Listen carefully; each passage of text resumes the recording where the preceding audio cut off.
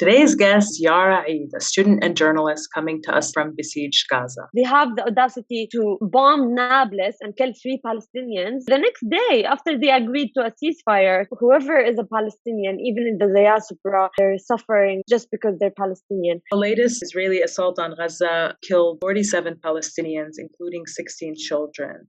I genuinely thought I'm gonna die if there's an aggression again on Gaza because of my mental health. I've been super traumatized from what I've witnessed in 2014, 2012, and 2008, that I've been suffering from my PTSD. I was wearing the press vest, and it was my first time ever going on the ground as a journalist. I saw destruction not only in rubble, but I saw destruction in people's eyes. An attack on a horse cart. They genuinely don't care about human lives. Are you gonna expect them to care about animals? I thought they would care because they have a vegan army.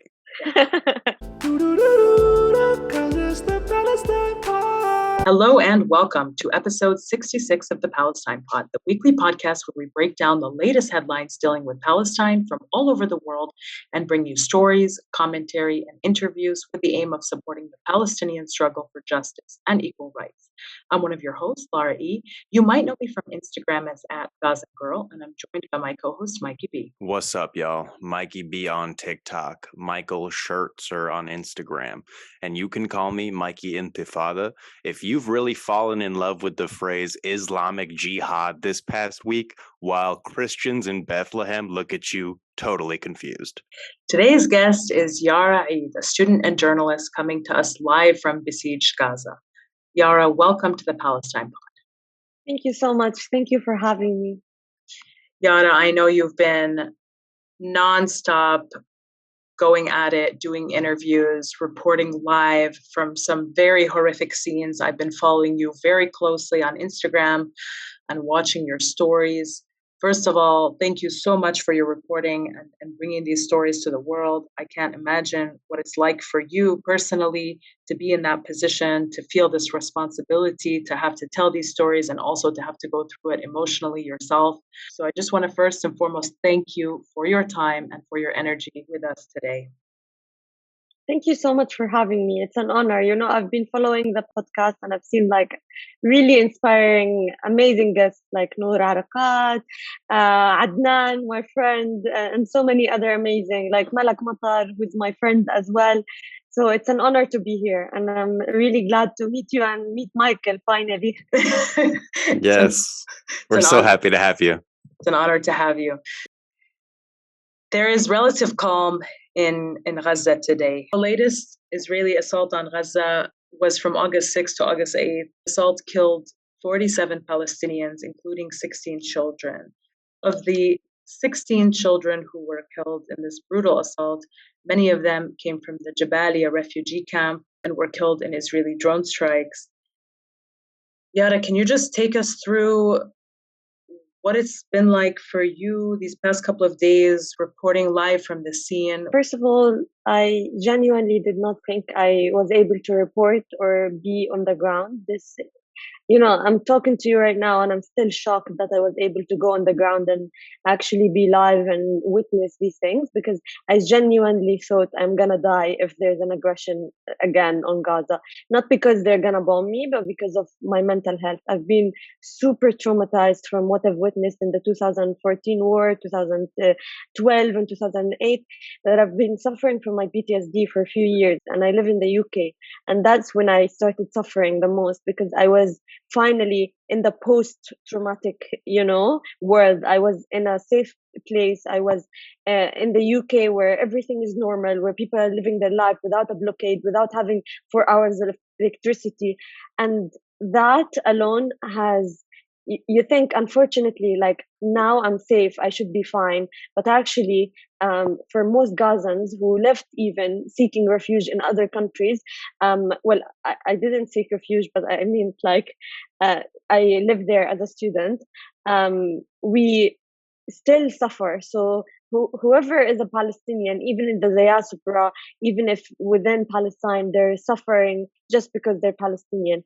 So it was really difficult few days. I genuinely, I think it was a coincidence, and a really weird coincidence, because I told my mother, whenever there's an aggression or another attack on Gaza, I'm gonna leave. I'm gonna immediately leave. I have my passport, and I'm gonna go to the border, and I'm gonna try. Yani, I don't know if it's gonna be possible, but I'm gonna try to leave. And this was the plan. But then I applied for my visa to the UK, so my passport wasn't with me. It was in Amman. And not having my passport was literally like a sign to be khalas, I have to witness what's happening and I have to be on the ground. And I've been interning at Ain Media, a film production company in Gaza, and I have an amazing team who literally welcomed me, and they're very inspiring. The strength they have, especially after their colleague being murdered. You might have heard of him, Yasser Murtaja, and Allah yarhamu. Yasser, he is the co-founder of Ain Media, so it's a really dear place to my heart, and it means so much to me that I'm working there. So I went with them and I was wearing the press vest, and it was my first time ever going on the ground as a journalist, as someone who's trying to have a direct action on the ground. Because before, I was a 14-year-old girl who was scared and running in the streets and witnessing murder in 2014, witnessing people cut into pieces, and I was completely traumatized. I genuinely remember when I was 14, the only thing I could think of is the name of the book I'm going to publish if I make it alive. And I witnessed the massacre in Rafah, and that's why I've been severely traumatized, because I was there on the Black Friday where they literally committed a massacre against Rafah. And it was horrific. And till this day, I'm still getting therapy treatments from therapists outside Gaza because of what I've witnessed and what I've seen. To be honest, I didn't expect to be, strong or be able to go cover on the ground. Thankfully, I was able to do so. It was really difficult. It was horrific at times because, I'm not a journalist. I'm a human rights activist. I'm still a student. This is the first time for me. And I was the youngest on the ground to be covering. So it was a really new experience, but everyone was so sweet and they were so protective of me. And it was, as much as it was heartbreaking, it was also an experience that made me feel so loved and so protected by my own people, the Palestinian people. I've witnessed horrific things. I was, unfortunately, because my boss was really protective of me, he didn't let me go to the places when they have a warning that they bomb. But sometimes we went just before, right after the bombing was happening. And because my father passed away recently, I couldn't go to the hospital till maybe yesterday was the first time I was able to go to the hospital. I couldn't go and see people cut into pieces, but my colleagues have gone and they literally saw children cut into pieces, and they were telling me all about it. What I saw destruction. I saw destruction not only on the ground, not only in rubble, but I saw destruction in people's eyes. I saw lost hopes. I saw lost dreams. I saw children literally.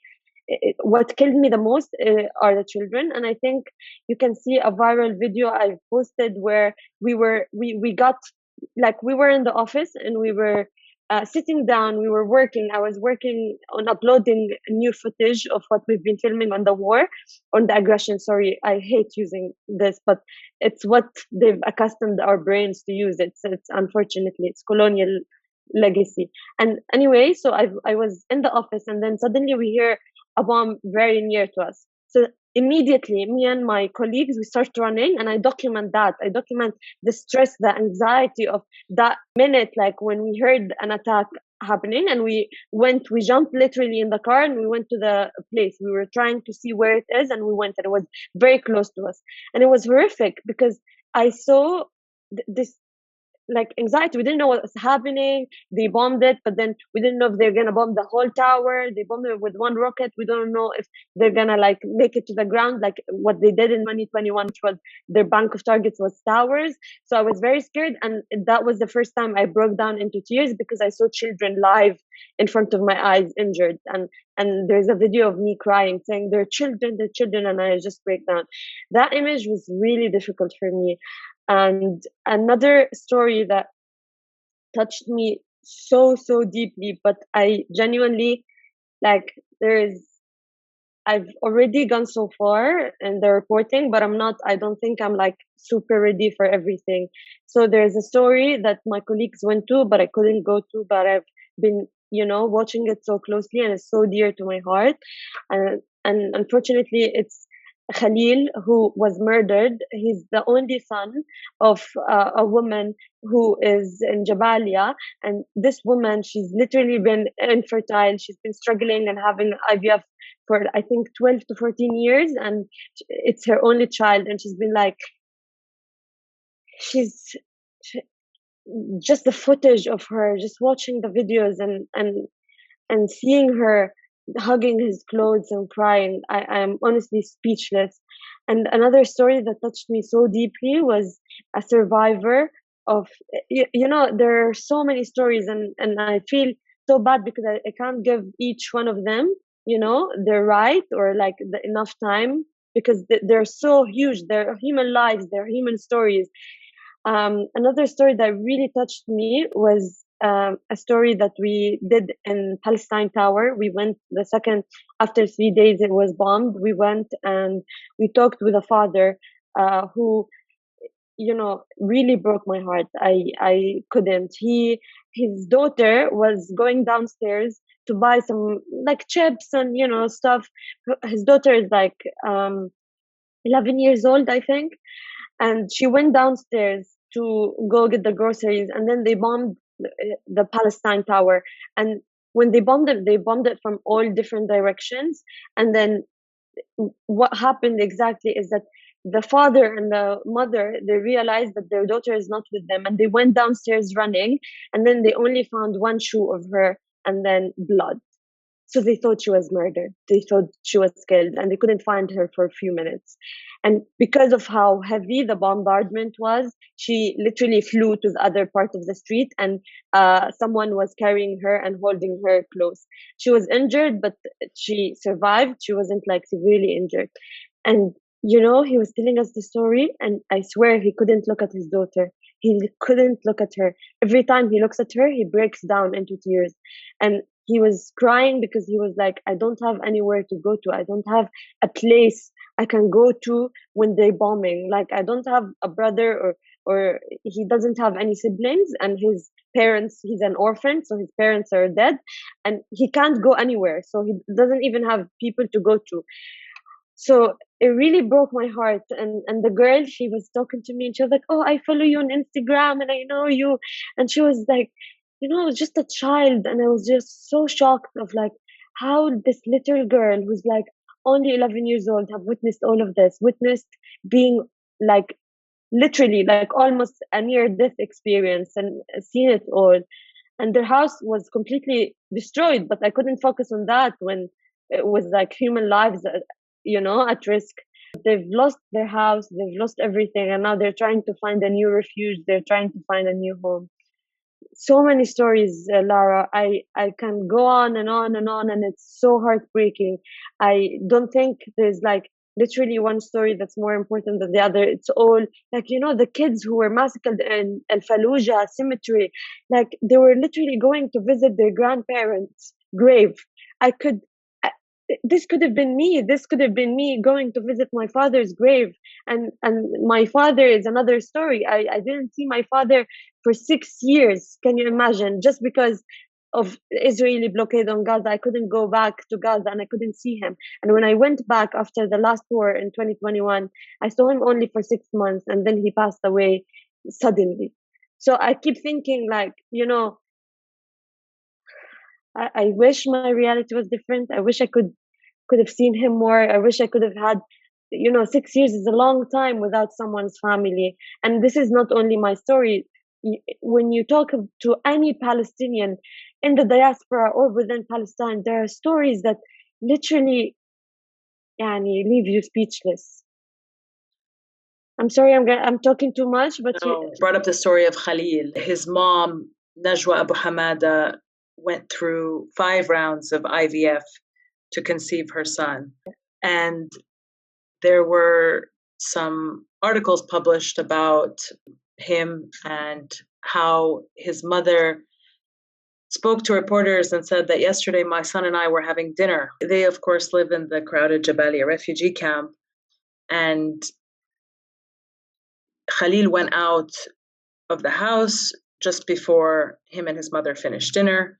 And just a moment later, there was a very strong bombardment that shook their home. And the mother quickly threw on some clothes and ran outside into the street, and she found the body of her son's best friend before eventually finding her son's body. And, you know, the mother was interviewed saying how she was really excited for her son to graduate.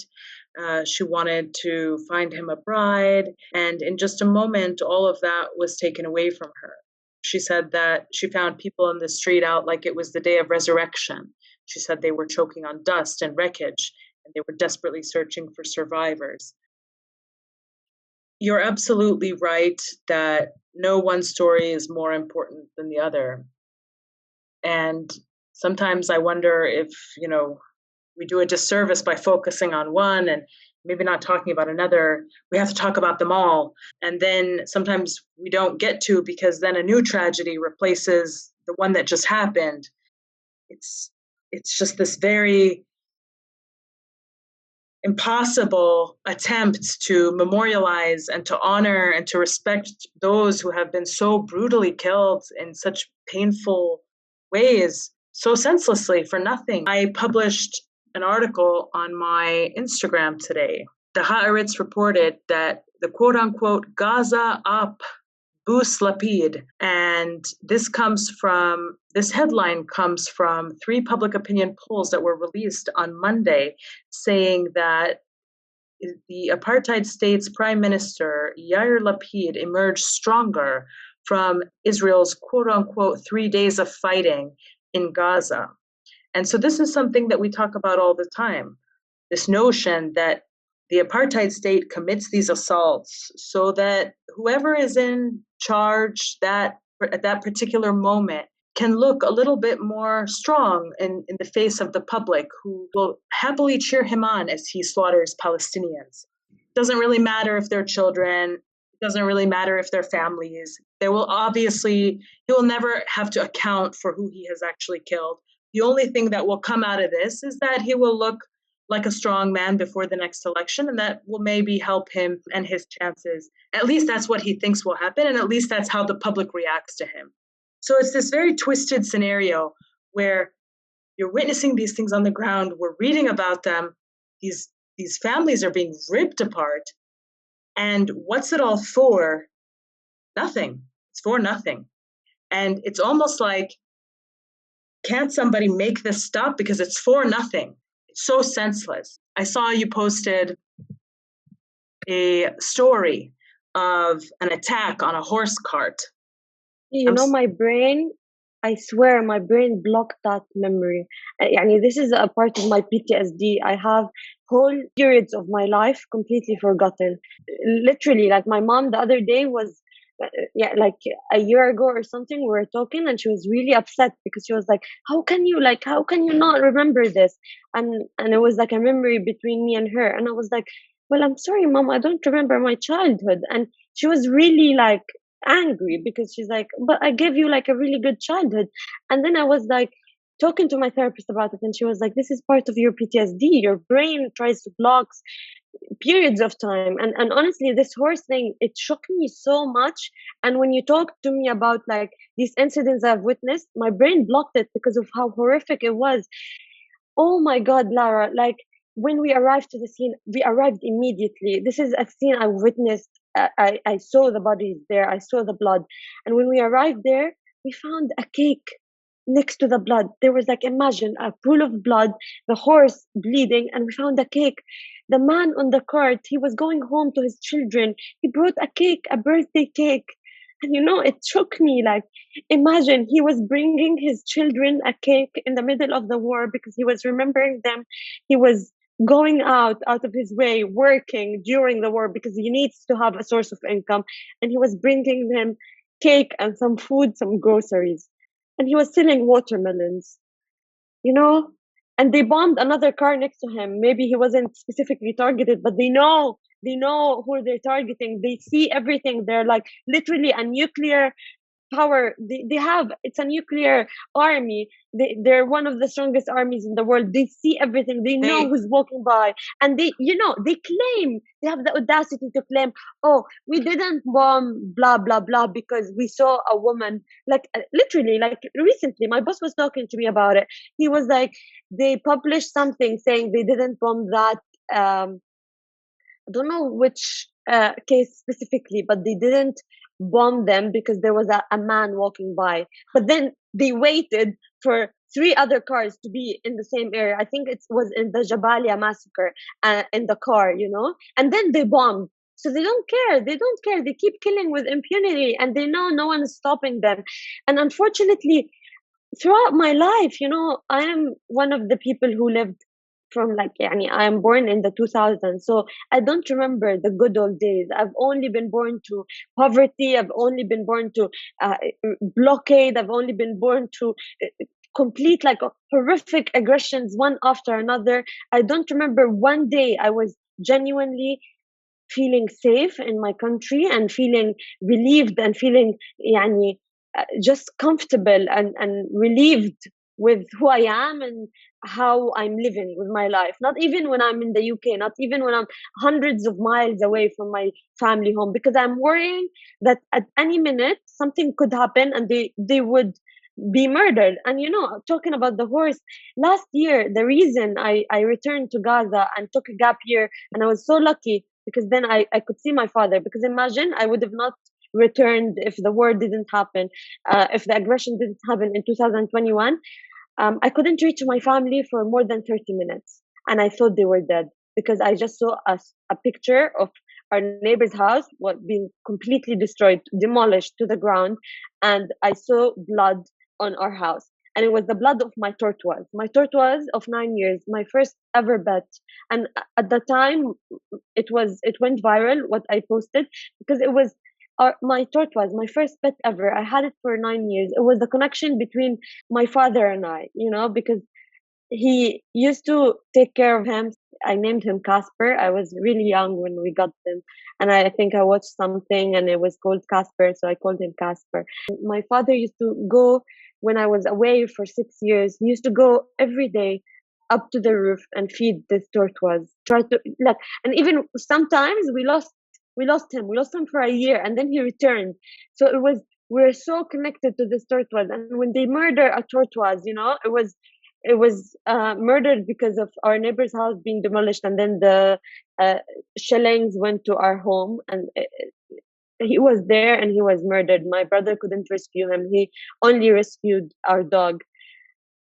And it broke my heart, and every Palestinian you're going to talk to in Gaza have someone who lost their family member, their mother.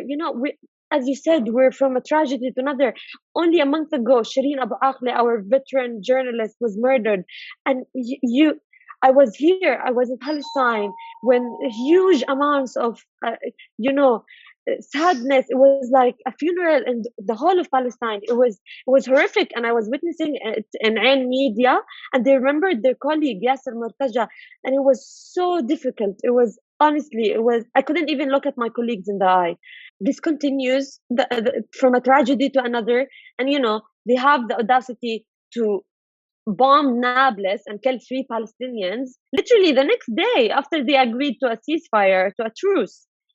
It's unbelievable. It leaves me speechless every time. It's pretty crazy how the whole society accuses people of blood libel, but then every few years commits mass murder.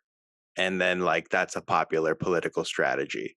I brought up the attack on the horse cart, Yara, because one of the popular Zionist tactics is to talk about how anxious their pets are. And if they want to talk about pets, let's talk about pets. People in Gaza have pets too. If they want to talk about pets, we can talk about pets. We can talk about anything. We can talk about anything. They massacre our horses. They massacre your tortoise. They massacre. There was our cats. The cats. There was a video of a shelling taking place on a building. It was recently posted. I think Eye on Palestine posted it. And right after the shelling, you could see a cat run across the screen. The white cat. Yeah, yeah. Very scared. You could see how anxious it was. And it was like, is this someone's cat? Who even knows? The video of the cart being attacked really touched me because you could see that the horse was still alive and that he was And then he lost life. He was still writhing in pain when you arrived on the scene to start filming. And I know that the horse eventually died, but you could see that I can't even imagine the amount of pain that an animal must feel in that moment. And you can't explain to the animal what is happening. You can't tell them that this is a colonial entity and they're doing this because they want to ethically cleanse Palestine. And that's what's going on. The horse is living its life totally oblivious to all of these political realities. And this is one of the creatures that God has created and dignified on this earth. And it's life, which is so precious, which is a life that has been given by God, is taken away in a moment, in a flash, for somebody's political career to advance. But Lara, I'm sorry to interrupt you, but Lara, they genuinely don't care about human lives. Are you gonna expect them to care about animals? Honestly, no, they talk about animals, so I know. Yeah, so I'm saying, okay, let's talk about our animals too. I mean, you don't give a shit about our people, but if you want to talk about your animals, then we can talk about ours as well. I thought they would care because they have a vegan army. You know, my dog, I have a dog, and he's not been normal since the aggression. He's been barking like crazy every night, at night specifically, because that's when the bombardment would be heavy. And he's been so anxious. Like when I posted a story, Lara, maybe you've seen it. I was away from home for 3 days. I would come home like only for 2 hours to sleep and wake up like really early in the morning to go on the ground covering. And my dog missed me. My dog saw that there is something. They're bombing, and you know, I was so heartbroken because I'm like, how can I explain to him that what's happening? You know, and honestly, like I feel a connection with my dog, and I want to explain it to him, and I don't know. I found my mom. I swear to God, I'm not joking to you. I found my mom on the room, holding him because he was so scared when there was a bomb. And I entered the room. I was running to my mom, and I found her carrying him and talking to him. She was literally talking to him because she was trying anything that could calm him. She was like, okay, these are bombs. They're bombing us, and hopefully we're safe. Hopefully we're gonna survive this. And I found her talking to the dog, like, and I was like, oh my God, the things they make us like, you know. And he's still really scared. He still barks a lot. Like I was scared that like in the middle of this episode, you're gonna suddenly hear him barking a lot because he's scared, or he hears a noise in the street or something, because it was horrific. It was horrific for everyone. No one is safe. Not even our animals, not even our dogs, not even our horses, not even our birds, you know.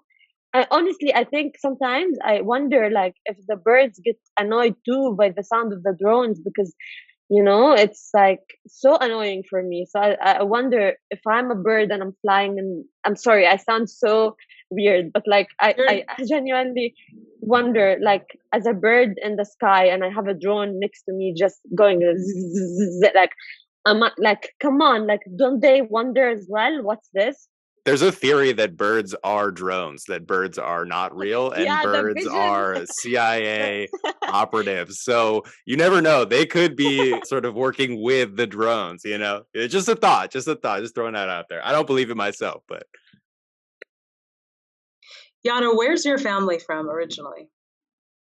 I'm from Maghar. My grandparents were actually displaced. They were very young, so I'm like a second generation refugee. Is that right? Because it's not me; it's my my direct grandparents. So yeah, both of my grandparents are from Maghar, and they were there in 1948. After they were expelled, we moved to Gaza, and that's where I was born. My father was born, and my mother is from Sawafir Gharbi, which is also another village in occupied Palestine. And you know what's so heartbreaking is, like, I've heard about Maghar so much. I've heard about the place we had. I've heard about my grandfather's house that he was in, and he was, honestly, I think he was 5 years old when he was displaced. So he was one of the young generations to be displaced, and it was so heartbreaking. Like, it's always so heartbreaking to hear about it, to see my uncles and my father telling me about Maghar from not even his experience, but from his father's experience, who was 5 years old, who still remembers his land before it was, he was displaced. And I've never been to the rest of Palestine. The only thing I've seen from Palestine is Gaza. And, I've traveled around the world. I've seen the US, I've seen France, I've been to the UK, I've lived in the UK, and I've lived in Jordan, blah, blah, blah. I've never been to anywhere in Palestine. And you see, Americans, literally American citizens, excuse me, but literally American citizens who go to Palestine and see Palestine. And I have, like, even in my boarding school, because I went to boarding school and that's how I left Gaza initially. Yeah, my story is quite complicated. But when they literally, like, I had my classmates be like, I'm going to holiday in Israel. And I was just there, like, stuck in the UK, can't go to visit my family in Gaza. And it's like, it's Christmas time and I have literally nowhere to go because, everyone goes home in Christmas, everyone. And I really wished I could spend Christmas in Gaza, but I couldn't. So then I had to stay with some friends in the UK. I was lucky that I had someone, but there are people who don't have even someone. And it was so heartbreaking. My other classmates were going to Israel for holiday and Christmas. They were spending, and easily they can go because they have passports that could let them in. And it's my country. It's something I've been literally, like, running in my blood. I've been eating the food of Palestine since I was a little girl. I've been fighting. I've been witnessing everything. My whole life, I've dedicated it for Palestine because of what I've witnessed. I study international relations. I would have never, not in a million years, would have been an activist, would have been a journalist. I hate politics. I hate everything about politics. I hate sitting down and studying about the European Union and the United Nations and how useless they are. I hate it, but I'm doing it because this is my only way of helping my country. This is the only way of giving me a voice and giving my people a voice. Yeah, it makes sense that they'd be going for Christmas, a famous holiday for the Jews. Yeah. Michael, and your comments, you just make me laugh. Okay, two questions. Questions. You can take either one. Yeah. One, how have your interviews been going? Have you been treated with respect and dignity? Have you been asked really dehumanizing questions by reporters? Just share a little bit of that. And then the other question is, give us a sense of how you and your friends and your family, what are you talking about right now? Like, what is the sense on the ground of people in Gaza? Yeah, okay. So answering the first question, I think my brain just went on, like, brain freeze. The question was, sorry, because I'm stuck on the second question. That's okay. The first one was, does that all the time. It's a lawyer tactic where they steamroll you with questions. So you give, like, a subpar answer that they can jump on. Okay. I got it. It's just because I've been running on a really, like, I need my 10 hours of sleep, 9 hours. Okay, I sleep a lot. I like sleeping. So, and I've been sleeping like 4 hours a day since the aggression because I've been trying to cover on the ground. And generally, like, my sleeping has been horrible. I have insomnia because of what we've witnessed. But my interviews, the first interview I've had was the most horrible one because I was Adnan, Adnan Barq, he recommended me to someone, and he was like, "Oh, Yara, like the first day of the aggression, there's an RT International want to do an interview with you," and I was like, "Okay, amazing. This is like I wanna, like, even if I'm scared, even if the bombs are dropping and it's not late at night, I'm gonna try my best to be like, to give my voice and everything." And then the interviewer had the audacity to be like, "But can't we blame both sides?" And I was literally sitting down and I was talking to him, and every second, like, when you watch the interview, you could see me, like, I was going crazy. Every second I was looking, because here there's a window. Every second I was looking at the window because I was like, "Oh my God, is it near? Is it gonna be like the house next to me? Is it?" And he was like, he had the audacity to compare both sides, the whole both sides narrative. And it's crazy. Today I had an interview with an Algerian international TV, and then it was so different. Like the reporting style was so different. He was telling me about how people claim that it's both sides and it's Islamic Jihad, and it's ridiculous to compare like handmade rockets with a nuclear army. And you see, there's two different kind of reporting. There's one that blames. It's like the New York Times. They posted a story of actually a close friend of mine. He gave them pictures of bombs. He gave them pictures of destruction, people cut into pieces, everything. And he gives them also, because this is happening, also a picture of launching rockets. Take a guess, Lara. Which one did they pick? Of course, they picked the picture of the Islamic Jihad rockets, and they wrote, "Oh, Gaza militants, they're firing rockets at Israel." And it's like, look at the statistics. 45 people have been murdered, 15 children. And I don't want to say, oh, because no one has been murdered in Israel, but literally, like, how can you compare? How can you compare a colonial entity that everyone, but this is history. And apartheid South Africa, no one was with South Africa, and everyone was against what's happening. So sometimes this gives me hope. I keep looking at like tragedies in history, and I keep thinking, okay, I'm on the right side of history, and these people are just, honestly, the reporter who talked to me from RT, I was just like, you're dumb. Like, and I was so naive, because I was like, I couldn't even, like, I was so anxious, I was so stressed when I was talking in the interview, that I didn't process how I answered to him. I wanted to scream at him. I wanted to be angry. I wanted to give him, like, teach him a lesson. I wanted to tell him, like, how dare you, like, say both sides? How dare you? But I was so, like, I answered, but not the answer I wanted to give. I still talked about how it's unbelievable to, like, put both sides' narratives. And the other question. Can I just respond to that really quickly? So you mentioned that it's ridiculous to make that comparison, obviously, because of the consequences and because of who the two players are. But there's another reason why it's absolutely absurd to make the both sides comparison. And that is that if you look at this contextually speaking, one entity is occupying the land of another people. That is the context that you need to understand in order to understand why Palestinians at any point in time may be resisting, and also why the apartheid state is going to use aggressive violence against Palestinians in an effort to control and sequester them into smaller pieces of land so that they can continue to take more and more land. That's the necessary context. If you don't have that context, you can't understand what these flare-ups of colonial violence are that are carried out by this colonial entity. When we're talking about Native Americans, don't you think that there is blame on both sides? You know what I mean? There's the native people who were there, and then there are the white settlers who came and murdered everybody. Isn't it comparable? And I'm so sick of hearing Hamas and Jihad. Now it's not Hamas anymore. It's Islamic Jihad. They're like, Hamas is tired. You know what I mean? People are immune to hearing the word Hamas. We're pulling out the big guns of Islamic Jihad. That'll scare people. I've seen that comment maybe 100 times in the past couple of days.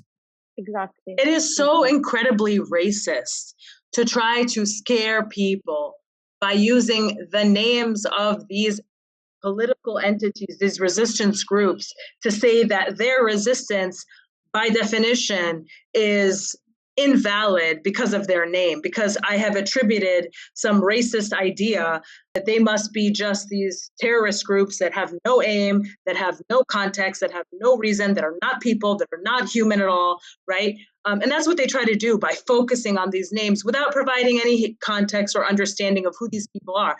Yara, you said yourself, your family is from 1948. You are from villages that were ethnically cleansed by this entity, which is now called Israel, and sits atop of the land that your grandparents come from.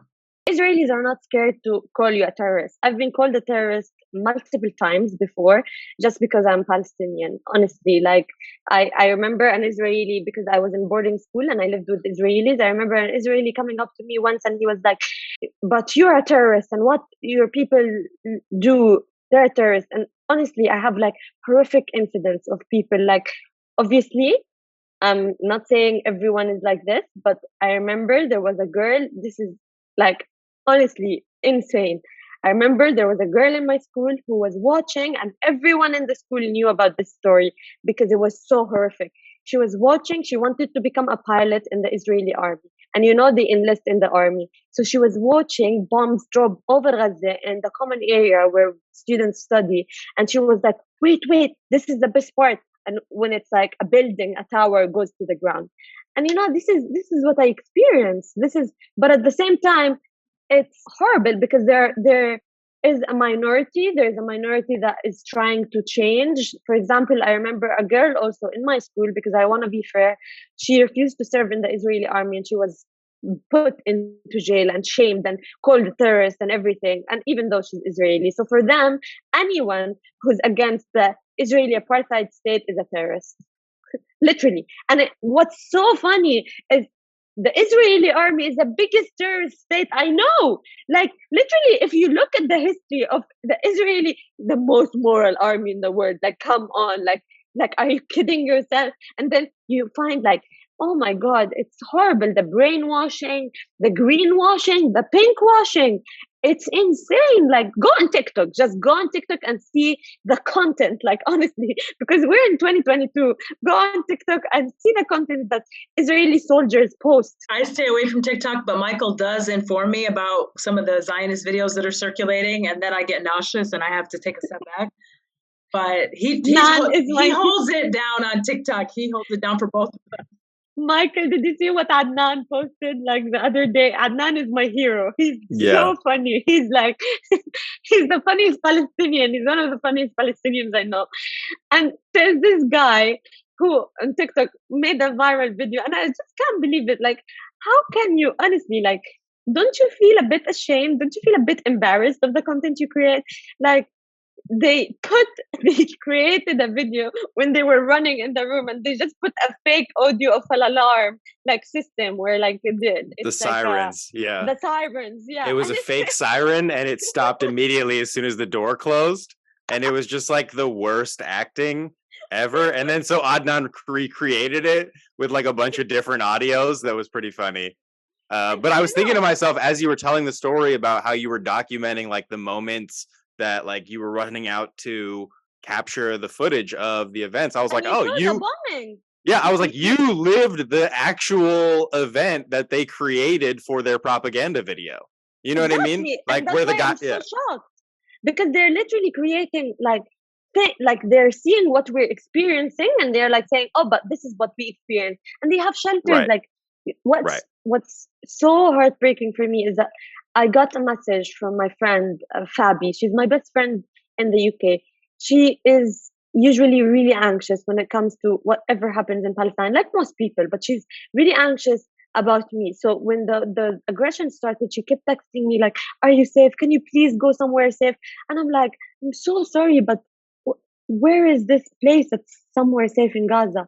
Literally, I wanted so hard not to scare her, but at the same time, I couldn't lie to her. They could bomb anywhere, and they said their bank of targets is the Islamic Jihad, but the 15 children, then you're like, okay, that's like what, collateral damage? Or like, how can you justify that? How can not a chance possibly justify that? How can you justify literally killing people in a cemetery? Children, 5 children who were murdered. Today I was in Jabalia and I was passing by Al-Fallujah cemetery, and I saw their pictures, and you know, like, oh my God, me and my colleague, we were like, we stood there for a minute, like looking at the cemetery, and it was just like, they were buried in the same cemetery they were visiting their grandparents at. And they were literally murdered just because they went, imagine, to visit, to we can't even grieve in peace. We can't even be sad in peace. And, you know, a tragedy after another. Like, we're still not recovered from what happened with Shireen.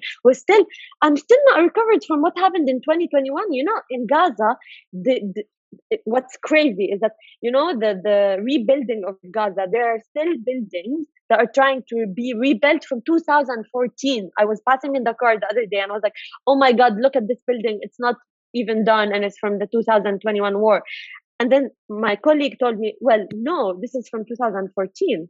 This is, you know, and they keep doing this. This cycle does not end. And this is what's so exhausting, is that like we're trying to like make everyone like, you know, run away from Gaza. I've you know, the reason I've left Gaza is that I don't feel safe.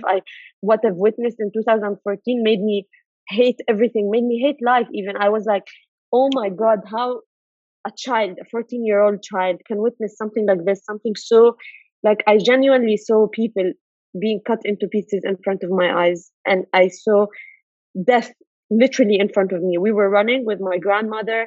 We witnessed the Rafah massacre. We survived by miracle, by miracle. And I just remember my little brother with his you know, like marbles. He's carrying his marbles with him, like his precious things, and we're running.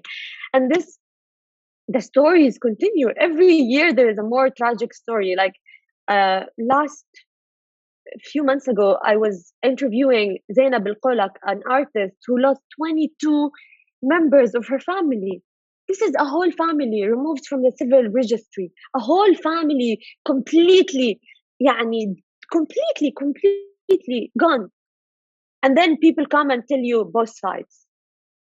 Tell me both sides. Like, this is the hardest thing. This is the hardest thing when you see people seeing all the truth, seeing everything.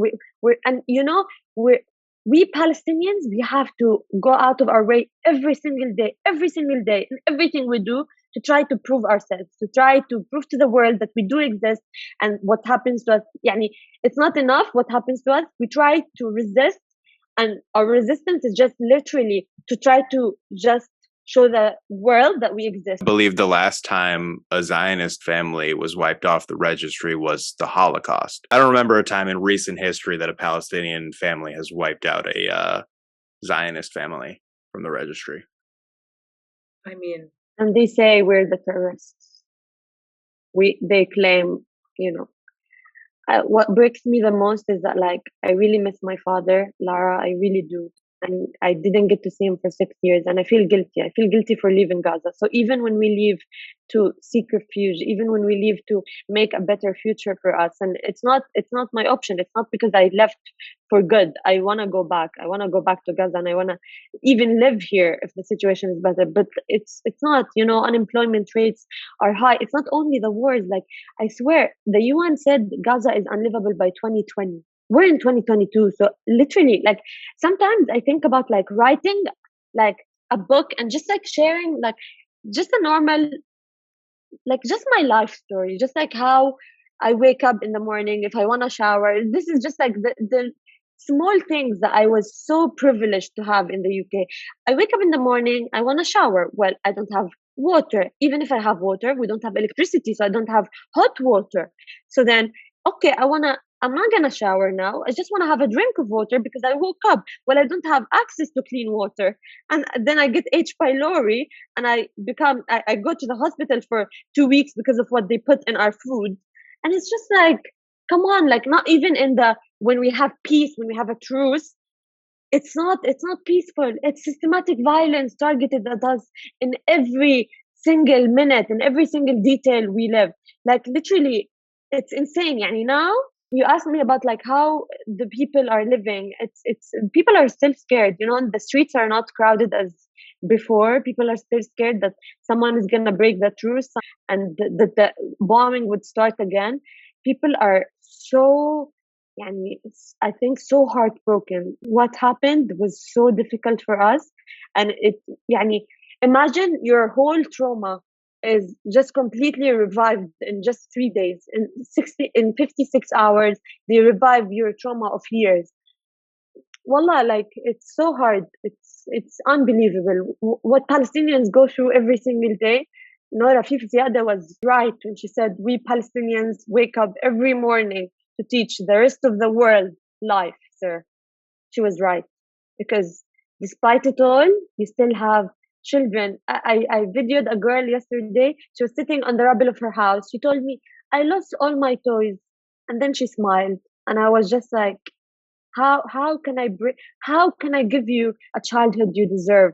How like I feel so helpless sometimes, and I feel like I need to do more, and that's what Palestinian activists, any normal Palestinian always feels. We all feel guilty because we feel guilty that we survived. Even I have guilt because I've survived, and Najwa lost her son. You know, my brother the other day, he broke my heart. He is not a very affectionate person usually. Like, it's just like he saw me after the war and he kept hugging me and kissing me. And I was just like, my mom was looking at him like, like a brother sister relationship. We're always like fighting and we're always like teasing each other after the aggression. She found him like hugging me and like constantly trying to be close to me. And I was like, no, come on, what's wrong with you? Why you keep hugging me? And then he was like, when you kissed me the other day when you left to work and you went on the ground, I imagined you Shireen Abu Aqle. And it broke me so much. And I got dozens of messages from people telling me, you're the new Shireen, we believe in you. So this gives me honor, of course, but then it breaks my heart because of course I'm scared. I'm scared to be the next Shireen Abu Aqle because, I'm going to dedicate my whole life for Palestine and then what? Be killed and no one cares. Nothing has been done to serve justice for Shireen. Nothing. I have so many things I want to tell. Wallah, we'll be like till I think we can talk for a month. Yesterday, Hussein was murdered in Nablus. A girl sent me a picture of his profile and she told me he used to follow you. Like he was a child.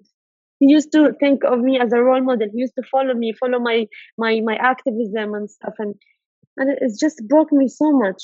I was watching footage of Shireen's early reporting, and I saw your reporting the other day, and they did look very similar. So I was talking to Lara about this, how the kids, like, because you're a child. Like, I mean that with the utmost respect, but you're a child. Yeah, how old are you, Yara? You're I'm 22. 22, Yeah. but I consider myself a child. Yeah. I'm still 15, and yeah. And it's like the children, they step up out of necessity, right? Because I remember I didn't grow up with Shireen because she's the generation for my parents' generation. My parents' generation really watched Shireen from being a really little girl, like from being so young to her whole career. They followed her throughout her career. For me in Gaza, I followed Tamir al-Mishal, and I remember myself like as a kid always going and saying Yara Eid al-Jazeera, Gaza, Palestine. We've always done it. Every little kid of us have tried that. And unfortunately, like honestly, in a parallel universe, I don't think I would have wanted to be a journalist. I don't think I would want to be an artist, I would want to be a filmmaker. I mean, I could still do this, but I would have never imagined myself. I would imagine myself maybe studying like medicine or art. I don't know. I would have never imagined myself studying international relations and like political science. But reality forces us to do stuff. Reality, what I've experienced in Gaza, I've never even imagined myself living outside Gaza, because I love living here. I love the people. Honestly, my mental health has been so bad in the UK that when I came home, I even gained weight. I gained like 15 kilos because I've been eating so much, like the good food. And I've been just like, my mind has been a bit like relieved because finally I'm with my family, I'm with my friend. I feel home. I don't feel like I'm a burden on someone. I don't feel like, oh my God, like at any moment there could be a break and I would be staying at someone's house or like finally I just felt like I'm home. These people get my jokes. These people speak my language. I'm home. And there are Palestinians who haven't been to Gaza for literally years. Like the other day, my friend's uncle came back after 40 years of being away from Gaza. He left when he was a little kid. Now he came back as an old man. Sorry, maybe I'm speaking too much, but you're not. No, we booked you for a podcast, so that's actually the assignment. Okay, she understood the assignment. I see your TikTok references. Yara, I would love to have you come back again and share more of your anecdotes and stories. I think we should talk about Ibrahim Nabosi. We're definitely not done. This is Okay. just that, this is just the beginning of a conversation between us. Michael, maybe we can end by talking about Ibrahim Nabulsi. Yeah. This episode, but we would love to have you come back again, Yara. I mean, this is, like I said, just the beginning of our relationship. Thank you. I'm so it's happy an to know you. honor. It's an honor. Thank you so much. It's an honor for me, and I'd love to do it again. And honestly, like, even if I share just about my life story, just not talking about politics, not talking about anything. Sure. Well, it's gonna be hard, but it's just like sharing with you when I was 16, when I was a little girl and had to leave Gaza for the first time, and I was alone. And just my journey to the UK and what I've had to go throughout the 6 years of being away from home. It's alone, like every single person. And this is what makes me want to be a journalist. This is what gives me hope these days, is that every single person I meet in Gaza and in Palestine generally, they have like a story. You're speechless. You hear it and you're like, oh my God. When we were reporting, there was a French reporter with us. She came from the West Bank for a few days just after the aggression. And it's so funny. Like, it's sad funny, Every time we go and we hear a story, she's like, oh my God, this is, I think, like, this is too heavy. This is too much. And then we go to the other story and she's like, oh my God, I can't. This is even worse. And it's just like the stories. Every Palestinian has a story about loneliness in this world, because the exile has, and our encounter with exile, some of us are in exile our whole lives, and some of us go into exile thinking that it's going to be a refuge from living the current trauma of colonial violence. Some of us, study in exile, some of us don't come back, whatever it may be, but in that exile is profound loneliness. Even if we grow up in Palestinian communities, even if you find Palestinian friends abroad, we are meant to be in our home. We're meant to be on our land, in our country, with our people. We are meant to grow up amidst our Palestinian neighbors. You're supposed to be able to go visit Adnan, but you''ll never meet him. Exactly. You'll never meet him. And not only that, you're Gazan, right? Of course. You're from Gaza. I am from there.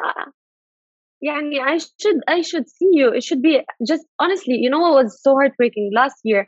My best friend in the UK, she's from Jerusalem, and I couldn't see her for 2 years because of coronavirus. And then I went to Palestine, and she was in Palestine. She was stuck in Jerusalem. Mm-hmm.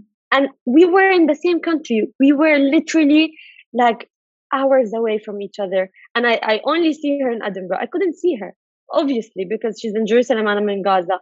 And the occupation, they have, it's a colonial legacy. They know what they're doing. They make your life, like especially in Gaza, and I can't talk a lot about the West Bank, but even within the West Bank in 1948, they make sure that they make your life a living hell. So you either, it's like a brain drain. You either leave the country. So even if there's a truce, and even if there's no war in Gaza, for example, if I ask my friend, would you live in Gaza? If there's no war, let's just assume that Israel is never going to attack any civilians in Gaza, which is like, okay. That is an assumption. Let's say that. Would you live in Gaza? They're going to be like, well, I studied like for 8 years abroad, and then I'm going to come to Gaza and be unemployed.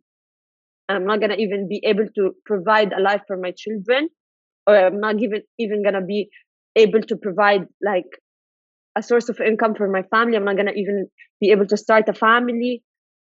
I'm not even going to be able to just live and be fine in Gaza. It's crazy. Sometimes I think about that. I think about like, what's my future? What's the future holding for me? Am I ever going to settle in Palestine? Am I ever going to go back? I wish. I would rephrase that, because you said settle in Palestine. But you know what I mean.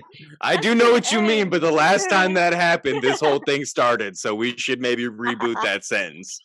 I'm Palestinian. I'm allowed to say it. I would say settle down. Yeah, settle down. I think it was because that's what you meant. You definitely meant settle down, and they heard it and they were like, "That's a clip." Settle down. A clear disclaimer for everyone: English is not my first language. Yeah, you're I doing only great. actually learned English when I left Gaza when I was 16.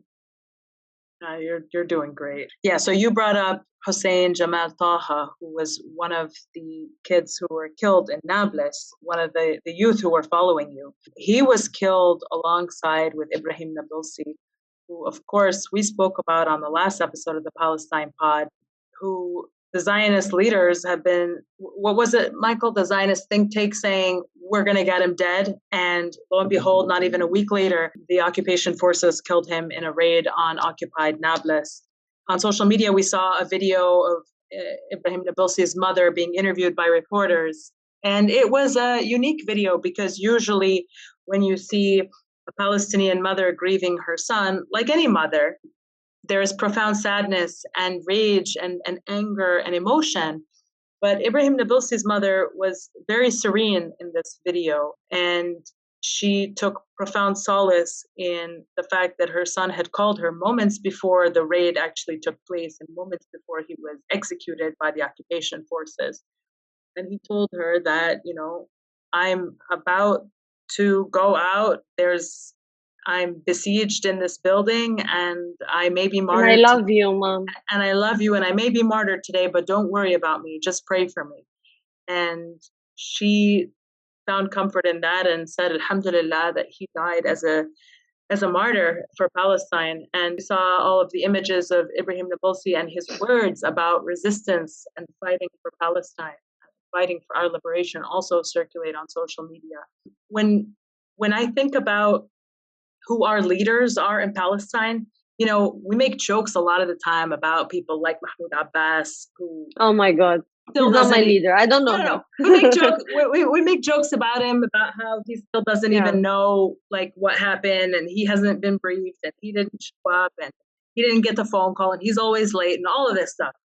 But when I think about our real leaders in Palestine, Ibrahim Nabilsi and those resistance fighters, those youth who give up everything, his colleagues, the people that he was massacred with, like Islam Sobhi, these are the people who I think of as our leaders. They are youth who have been thrust into this impossible situation of resisting colonialism, of resisting occupation on their land. They were born and they grew up in a situation of occupation, of siege, and they don't know anything but that. But they have hope for freedom, and they dedicate their entire lives to a day when at some point in time, Palestinians are going to be free. And so here we just want to honor them and to memorialize them and their memory and their families as well, because they suffered the huge loss. Slava Palestina. I don't know what does that mean. Everybody was like Slava Ukraine, like glory to the martyrs of Ukraine, right? Oh. You know what I mean? Oh. Slava Palestina. Yeah. Because it's like glory to the martyrs of Palestine. But talking about that, sorry, what's so heartbreaking is that like Muna, for example, Muna al-Kurd, Adnan, all these Palestinian activists who've been posting about Nabilsi have been shadow banned and have been literally like our stories have been removed. And this is not the first time. I'm sure in many episodes you've talked about being shadow banned, being censored by Instagram, but it's insane. Right now, my stories, like in the first few days, because they didn't know my content was about Palestine, like the algorithm didn't catch me yet. I used to have like 30K views. Now I have like 9,000, and it's insane. It's just 2 days later they found me. They're like, okay, we found her. So now, like we censor her.